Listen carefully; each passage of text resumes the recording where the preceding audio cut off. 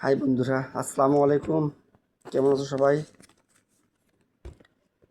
আমি একটা কথা বলতে চাচ্ছি, সেটা হচ্ছে যে আমরা অনেকেই ভুল করে অনেক শিরক কাজ করি। শিরক সম্বন্ধে আমাদের সকলের কম বেশি ধারণা আছে। বর্তমানে প্রায় 95% মানুষই শিক্ষিত এবং 95টি পরিবেশই কম বেশি শিক্ষিত। কিন্তু শিক্ষিত হওয়ার পরেও আমরা অনেকেই ভুল করে শিরক করি।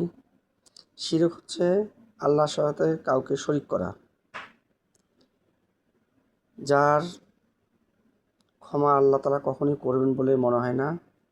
এবং শিরককারীকে আল্লাহ তাআলা ক্ষমা করেছেন, এরা কোনো হাদিসেও কখনো পাওয়া যায়নি। তাই আমি বলছি, শিরক হচ্ছে আল্লাহর সঙ্গে কাউকে শরিক করা। আল্লাহর কোনো শরিক নেই। আল্লাহ তাআলা এক ও অদ্বিতীয়। আল্লাহ কারো মুখাপেক্ষী নন, সকলেই তার মুখাপেক্ষী।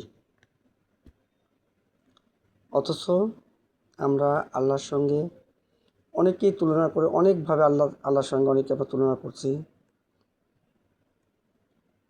পবিত্র কুরআনে আছে, আল্লাহ তাআলা কাউকে জন্ম দেয়নি এবং তাকেও কেউ জন্ম দেয়নি। অথচ আমরা বর্তমান প্রজন্মে জন্মগ্রহণ করি এবং বর্তমান প্রজন্মে এসেও অনেকেই ভাবি যে আল্লাহ তাআলা কাউকে জন্ম দিয়েছেন এবং আল্লাহকেও হয়তো কেউ জন্ম দিয়েছে। এভাবে আমরা অনেকেই শিরকে লিপ্ত হই, কিন্তু এটা সম্পূর্ণ ভুল। আমাদেরকে বুঝতে হবে, আল্লাহ তাআলা এক ও অদ্বিতীয়। আল্লাহ তাআলা আমাদেরকে সৃষ্টি করেছেন, কিন্তু তার ইবাদতের জন্য আমাদের সৃষ্টি করেছেন। সে তার সমকক্ষ কাউকে তুলনা করার মতো কাউকে সৃষ্টি করেননি এবং তার সমকক্ষ কেউ নেই।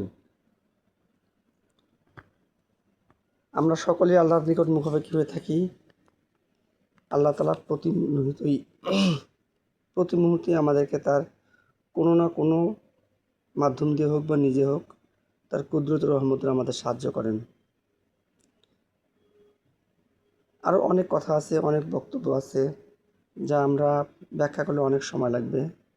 শুধু এইটুকুই যে আল্লাহ তাআলার সমতুল্য কেউ নেই। আল্লাহর সঙ্গে কাউকে তুলনা করা যাবে না এবং কখনোই শিরকে লিপ্ত হবেন না। আসসালামু আলাইকুম।